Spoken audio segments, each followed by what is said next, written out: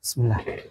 Oke, teman-teman, pada kesempatan kali ini kita akan membaca dan menelaah eh, kitab buku yang berjudul Minhaj, Berislam dari Ritual Hingga Intelektual, karya Hamid Fahmi Zarkasi. Nah, subbab yang akan kita baca pada video kali ini yaitu subbab pertama, kaitannya dengan makna Islam. Di dalam surat Al-Imran ayat 83 berbunyi, maka apakah mereka mencari agama yang lain dari agama Allah, padahal segala apa yang di langit dan di bumi itu tunduk kepadanya. Nah, di buku ini diceritakan dari sudut penulis ya.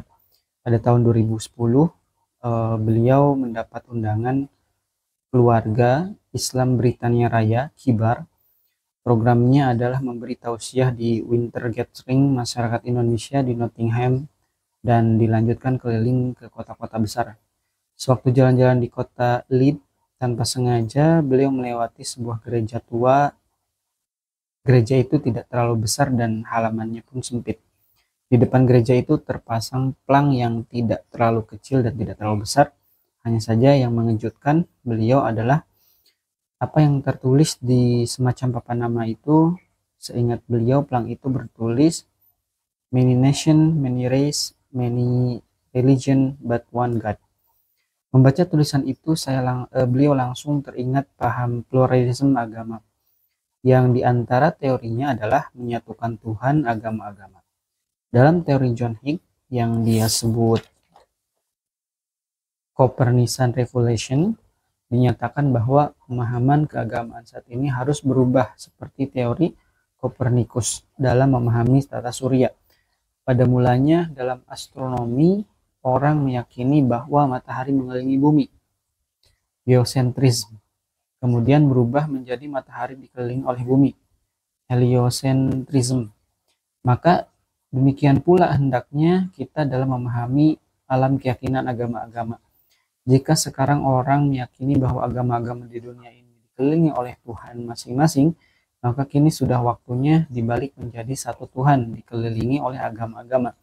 Itulah maksud tulisan di depan gereja yang disebutkan di atas.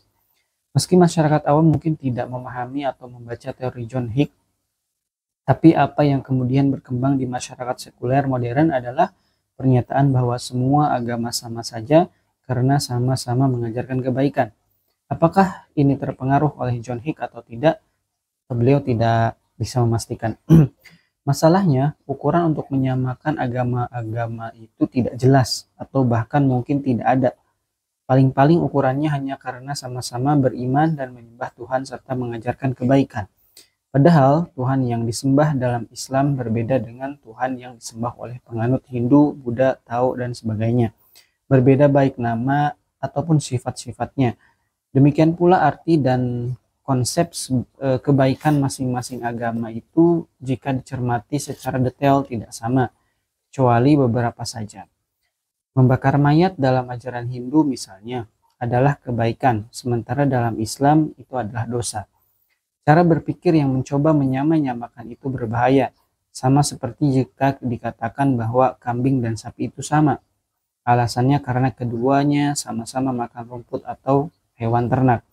Cara berpikir demikian akan berakibat pada kesimpulan bahwa sapi, kambing, onta, dan keledai adalah sama karena sama-sama makan rumput dan diternak.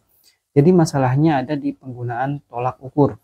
Maka berkaitan dengan menyamakan agama-agama, apa yang pernah dikatakan oleh Buya Hamka adalah benar.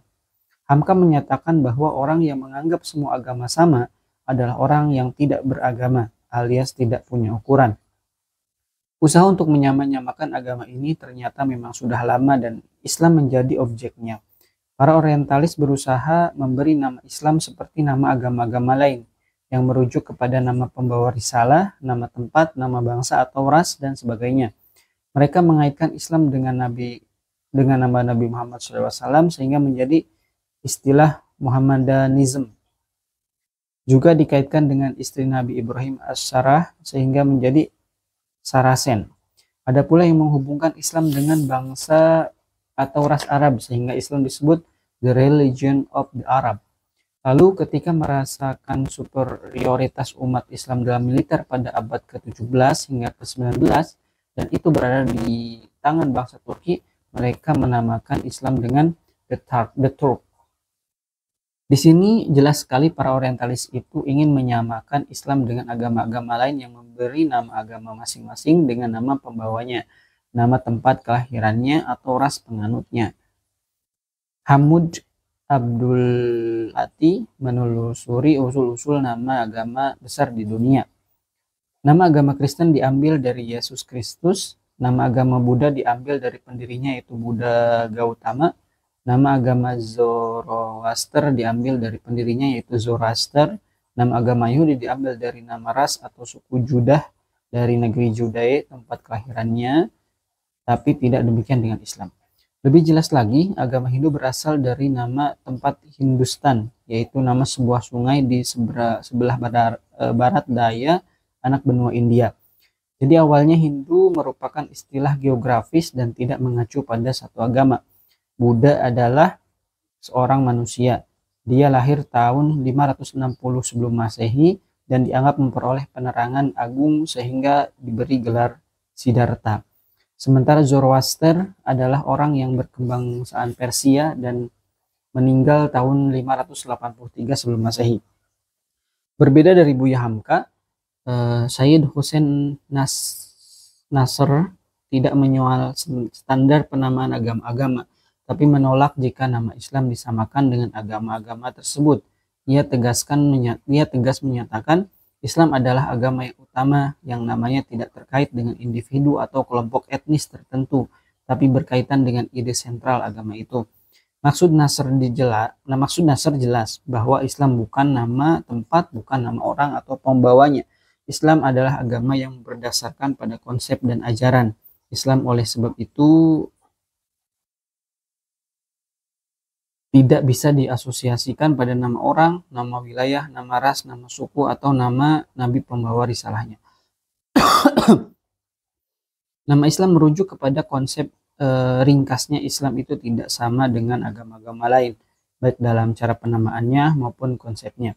Berbeda dari semua agama lainnya, penamaan Islam sebagai din hanya berkaitan dengan konsep misi dan ajaran di dalamnya yang bersifat universal. Nama Islam sebagai konsep dapat dilacak dari kata Islam, berasal dari kata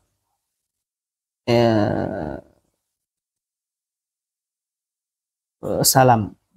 Kata ini dari Al-Quran yang disebut secara eksplisit sebanyak 73 kali dalam berbagai bentuknya. 14 kali kata kerja, 9 kali kata benda, 24 kali kata sifat.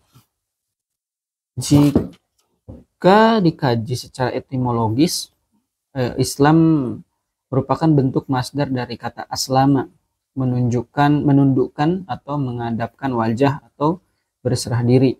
Asal katanya adalah salima, selamat atau menyelamatkan, yang juga menurunkan kata salama, menyerahkan diri, salam, kesejahteraan atau keselamatan, salim, kedamaian, sulam, tangga.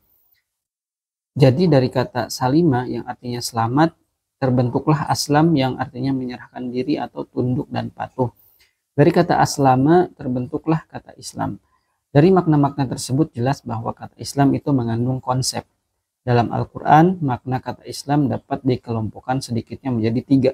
Pertama, tunduk, kedua, berserah diri, dan ketiga, menyelamatkan.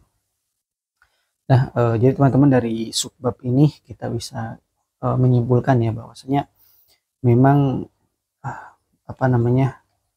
di agama kita ini ya, saya disclaimer dulu, ini saya sampaikan untuk saudara-saudara yang seiman gitu ya, saudara-saudara muslim ya.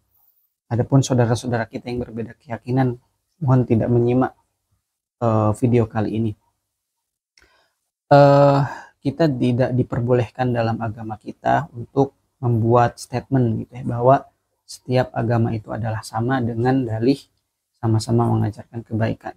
Karena di dalam agama itu, baik agama kita, mungkin di agama lain juga gitu, memberi aturan tersendiri, bahwasanya ada parameter-parameter yang memang jelas tidak ada kesamaan gitu ya di dalam aspek-aspek agamaannya. Maka dari itu, dengan bertoleransi bukan berarti kita menerima atau menyimpulkan bahwasanya semua agama itu sama gitu ya. Di agama kita itu sudah diajarkan toleransi yang sangat sangat sangat sempurna gitu.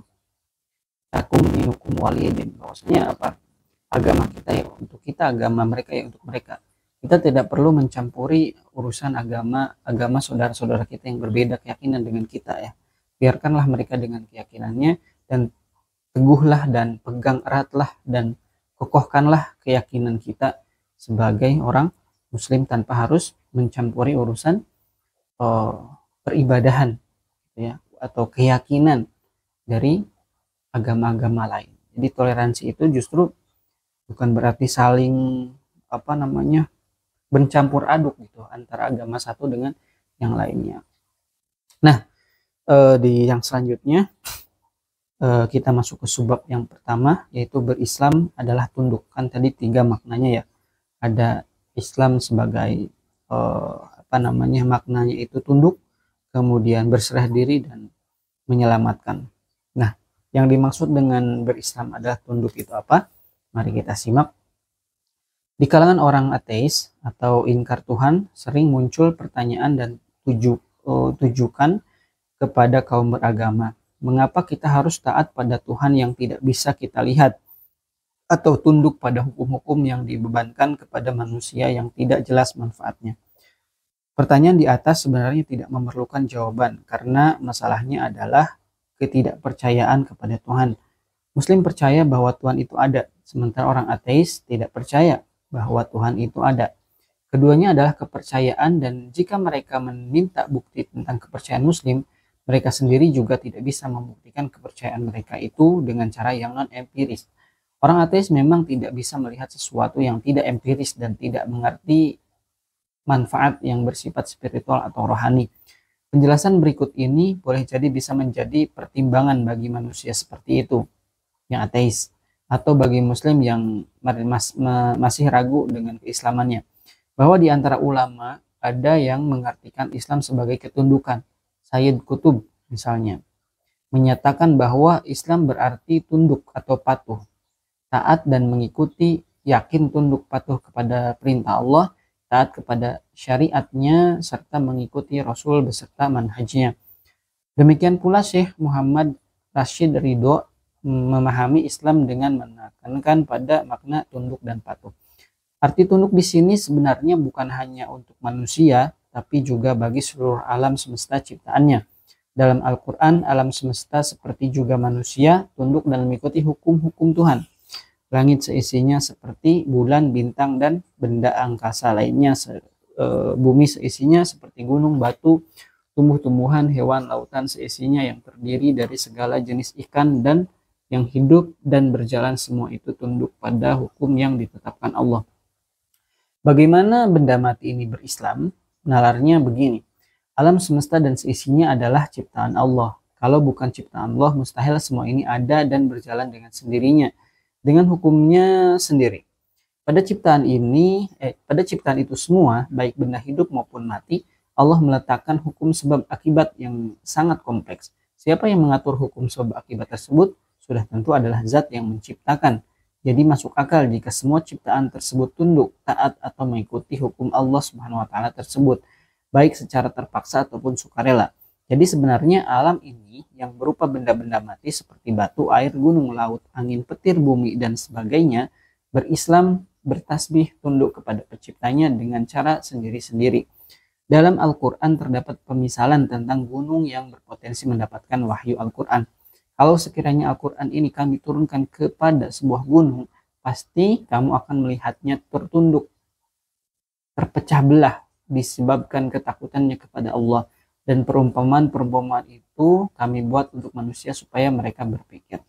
Ini berarti bahwa semua benda di alam semesta ini mendapatkan amanah dan kewajiban untuk tunduk kepada Allah. Hanya saja amanah yang diberikan Allah kepada manusia lebih besar dan berat dibandingkan benda-benda di alam semesta itu. Amanah untuk alam semesta sendiri adalah tunduk kepada kaum-kaum Allah. Segala apa yang di langit dan di bumi itu tunduk kepadanya, baik dengan suka maupun terpaksa, dan hanya kepada Allah lah mereka dikembalikan. Ketundukan atau keislaman alam pada hukum-hukum tertentu jelas. Jika benih ditanam maka ia akan tumbuh. Jika air dipanaskan maka akan mendidih. Jika tanah digarap maka akan menghasilkan tumbuhan-tumbuhan. Jika besi dipanaskan maka akan meleleh, dan seterusnya.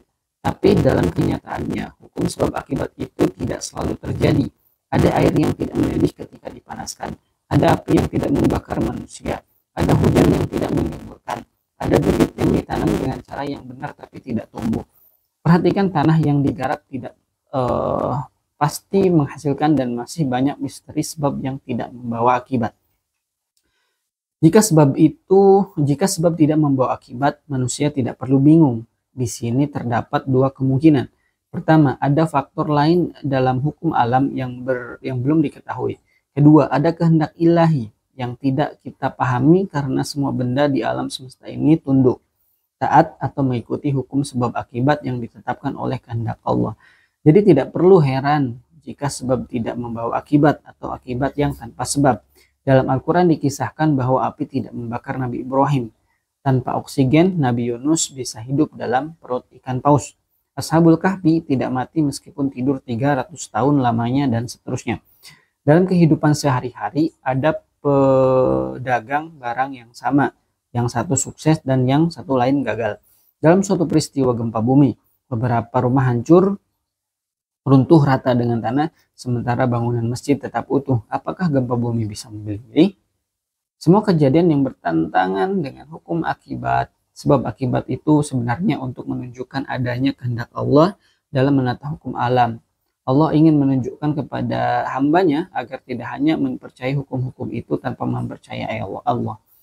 Sebenarnya apapun yang terjadi di alam semesta ini disebut ayat atau tanda-tanda Allah alam, al-ayat al-kauniyah, yang menunjukkan akan adanya sang pencipta, yaitu Allah dan kekuasaannya. Jadi alam semesta ini yang bagi kita hanyalah benda-benda mati tunduk pada hukum-hukum Allah. Alam semesta ini berislam. Manusia sebagai makhluk yang dimuliakan Allah juga dipercaya menjadi khalifah di bumi. Diperintahkan untuk tunduk pada hukum-hukum yang Allah letakkan pada alam al-ayat al-kauniyah. Selain itu Allah juga meletakkan pada diri atau jiwa manusia hukum-hukum tentang jiwa manusia al-ayah al-nafsiyah. Di antaranya Allah memberikan laki-laki hiasan syahwat kepada wanita, anak-anak, harta, dan banyak dari jenis emas, perak, kedua pilihan, binatang-binatang, ternak, dan sawah ladang. Kuda pilihan, bukan kedua. Allah juga meletakkan sifat suka mengeluh pada manusia, bahwa apabila dia ditimpa kesusahan, dia berkeluh kesah, dan apabila mendapatkan kebaikan, dia menjadi kikir. Allah juga menetapkan hukum barang siapa berbuat baik, ia akan mendapatkan sesuatu yang lebih baik, dan sebagainya.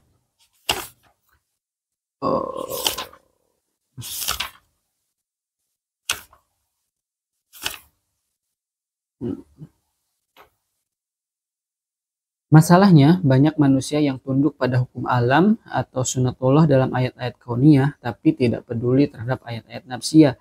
Alasannya sederhana, karena siapapun yang tidak tunduk pada hukum alam ciptaan Allah pasti menghadapi resiko kematian atau kerusakan fisik. Orang yang kekurangan cairan dalam waktu yang lama akan sakit atau mati. Orang yang tidak mendapatkan oksigen akan mati. Orang yang terkena api akan terbakar, dan demikian seterusnya. Tapi sebaliknya, orang yang tidak tunduk kepada hukum-hukum tentang jiwa manusia tidak menghadapi risiko kematian. Orang-orang yang melakukan dosa-dosa besar tidak langsung mati. Orang-orang yang suka menipu dan mencuri harta orang lain masih bisa hidup sehat. Terkait ini, maka tidak mengherankan jika orang yang sakit jasmaninya taat kepada dokter yang memberi solusi berdasarkan hukum-hukum tentang jasmaninya. Jika mobil, TV, atau kulkas rusak, orang pergi ke bengkel dan seterusnya. Tapi banyak orang yang sakit rohaninya, dia tidak pergi kepada orang yang alim dan soleh yang tahu tentang kebersihan jiwa. Mereka malah mendatangi aliran kelompok atau kepercayaan yang menjanjikan ketenangan jiwa. Jadi memang kesadaran kita gitu ya, ketika memahami sebab akibat alamiah gitu ya, cenderung fokus terhadap hal-hal yang sifatnya fisik gitu ya. Ketika kita demam, berusaha ke dokter; ketika lapar, kita berusaha makan; ketika haus, kita berusaha minum. Akan tetapi beda ya ketika kasusnya urusan yang zahir gitu ya. Ketika kita merasa iman kita turun, jarang sekali orang yang berusaha untuk mengobati hatinya, mengobati jiwanya, datang kepada majelis-majelis ilmu, datang kepada orang-orang alim. Jadi kepedulian sebagian besar muslim saat ini gitu ya, hanya peduli terhadap bentuk fisiknya saja. Tetapi batiniahnya gitu ya, walaupun sudah sakit parah gitu ya, mereka enggan untuk berobat, untuk mengobati penyakit yang menjangkit hatinya. Nah, itu adalah realita yang memang terjadi saat ini, teman-teman sekalian. Kita diingatkan oleh tulisan di buku ini. Nah, kita lanjutkan. Masalahnya, apakah orang-orang yang mencari jalan ketenangan jiwa seperti dengan yoga, semedi, puasa mutih, betapa, dan sebagainya dapat menemukan hukum-hukum kejiwaan dan memberikan solusi? Jawabannya mungkin bisa, karena mereka mengikuti sunnatullah al-nafsiyah. Tapi apakah pengetahuan orang-orang itu dapat sesempurna pengetahuan orang-orang yang menemukan dari petunjuk Tuhan oleh agama? Mungkin mereka bisa menemukan satu atau dua sisi terang hukum-hukum jiwa manusia dan menyelesaikan sisi-sisi tersebut. Tidak mungkin mereka mengetahui semua dan menyelesaikan semua masalah. Mereka mungkin benar tahu soal ketenangan jiwa, tapi hanya sesaat dan mungkin tidak tahu kebersihan jiwa secara sempurna. Di kalangan orang Cina misalnya, terdapat suatu kata bijak: bila ada cahaya dalam jiwa, maka akan hadir kecantikan dalam diri seseorang. Bila ada kecantikan dalam diri seseorang, maka akan hadir keharmonisan dalam rumah tangga. Serupa dengan itu, Dalai Lama mengatakan bahwa sangatlah penting untuk mengembangkan perilaku baik dan hati yang baik semampu kita. Dengan cara ini, kebahagiaan jangka pendek dan jangka panjang untuk diri sendiri dan orang lain akan datang. Kedua kata bijak itu benar adanya, karena memang demikianlah hukum tentang jiwa manusia itu. Nabi Muhammad SAW bersabda, sesungguhnya di dalam jasad manusia itu terdapat mudghah. Jika mudghah itu baik, maka baiklah seluruh jasadnya. Jika rusak, maka rusaklah seluruh jasadnya. Artinya, baik atau buruknya perbuatan manusia tergantung kepada hatinya. Jadi hati atau jiwa menurut sunnatullah menentukan perbuatan baik dan buruk manusia. Tapi masalahnya, apakah orang Cina tahu bagaimana cahaya dalam jiwa diperoleh, dan apakah Dalai Lama punya cara bagaimana pengembangan perilaku dan hati yang baik? Arti baik bagi orang Cina ternyata tidak jelas, sebab menurut mereka baik atau buruknya segala sesuatu di dunia tergantung pada pandangan seseorang. Ini berarti sumber kebahagiaan adalah individu yang sudah tentu sangat relatif dan akan berubah-ubah. Lebih bermasalah lagi individu yang seperti apa yang bisa menentukan baik atau buruk di masyarakat. Demikian pula Dalai Lama. Ternyata dia tidak punya konsep yang jelas tentang bagaimana memperoleh perilaku dan hati yang baik. Sebab menurutnya kita dapat hidup tanpa agama dan meditasi, tetapi kita tidak bisa bertahan hidup tanpa kasih sayang manusia. Kalau dikatakan kita dapat hidup tanpa agama, berarti perilaku baik yang dia maksud tidak jelas sumbernya.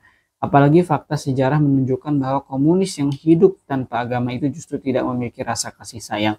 Ideologi yang paling penting, ideologi yang paling banyak membunuh manusia adalah komunisme. Kapitalisme tanpa agama banyak menyengsarakan manusia. Bagaimana kasih sayang yang diperoleh tanpa agama, itu masalahnya. Kedua contoh di atas menunjukkan bahwa pengetahuan manusia tentang hukum-hukum kejiwaan manusia tidak sempurna. Artinya, sunnatullah atau sunnat al-nafsiyah yang diciptakan oleh Allah pada diri manusia tidak dipahami dengan baik oleh orang yang tidak memahami agama yang benar. Bagaimana cara agar manusia dapat memahami hukum-hukum alam dan jiwa atau ayat-ayat kauniyah dan nafsiyah dengan baik dan benar? Jawabannya dengan ilmu. Ilmu pengetahuan yang membahas tentang alam semesta dan diri manusia diperoleh dengan panca indera dan akal. Tapi kedua sumber atau alat ilmu tersebut terbatas dan tidak cukup untuk mengetahui hakikat segala sesuatu. Oleh sebab itu, manusia memerlukan kitab petunjuk, yaitu Al-Quran. Tanpa kitab petunjuk dan hanya menggunakan kekuatan indera dan akal, manusia bisa gagal paham. Konon ketika pada penelitian NASA dan Amerika ingin mengetahui lebih lengkap tentang astronomi atau tata surya, mereka bertanya kepada peneliti muslim, apa kata kitab suci Anda tentang itu dan itu. Mengingat kitab suci Al-Quran adalah petunjuk untuk berislam, tunduk, maka mereka yang mengikuti petunjuk kitab itu akan selamat. Sebab ajaran Islam tentang alam semesta dan tentang jiwa manusia lebih lengkap dibandingkan kebudayaan atau agama lain. Dalam Islam misalnya, Muslim jarang minum minuman keras dan makan daging babi. Juga bangkai dan darah, makanan yang dibeli dari harta hasil curian, dan lain-lain.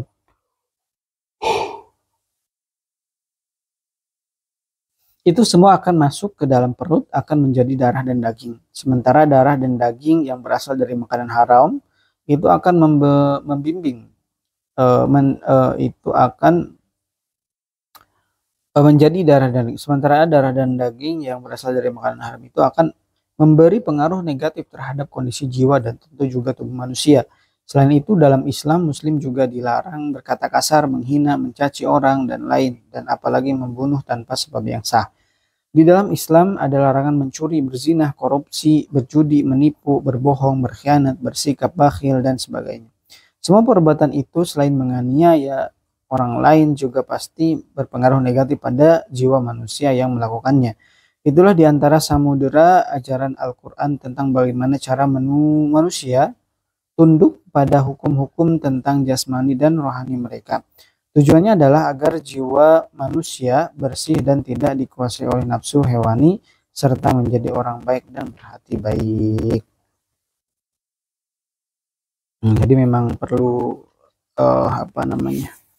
pemahaman ya teman-teman sekalian kaitannya dengan ayat-ayat yang bersifat apa tadi?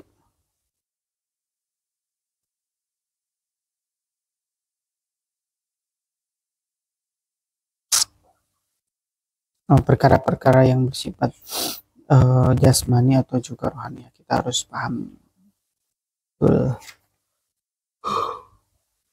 Karena udah ngantuk, mari kita tutup ya. Jadi kesimpulannya teman-teman, makna yang pertama dari Islam itu adalah ketundukan ya. Bahkan semua benda, bukan hanya benda hidup, benda mati juga tunduk kepada aturan Allah. Tadi dikatakan ya, api panas, rules yang Allah buat itu api ya panas.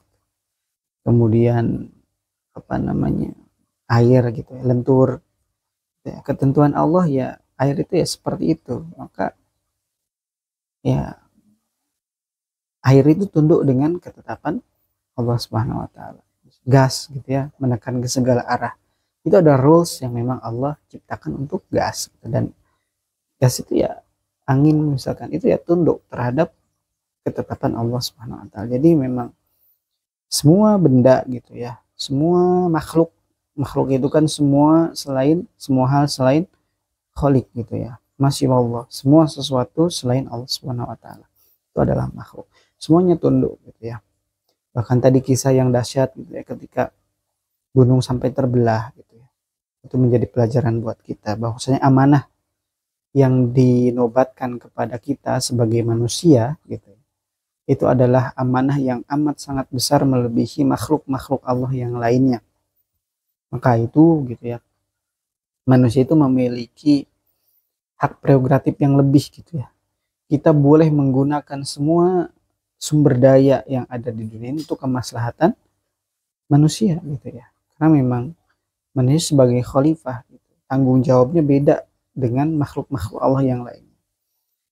Di satu sisi kita bersyukur ya, kita diciptakan oleh Allah menjadi manusia yang merupakan makhluk yang paling sempurna, di ahsani takwim, paling baik ciptaannya gitu ya, dengan akalnya gitu ya. Walaupun badannya mungkin tidak sebesar gajah, tapi karena akal yang kita miliki, kita bisa mengalahkan gajah gitu.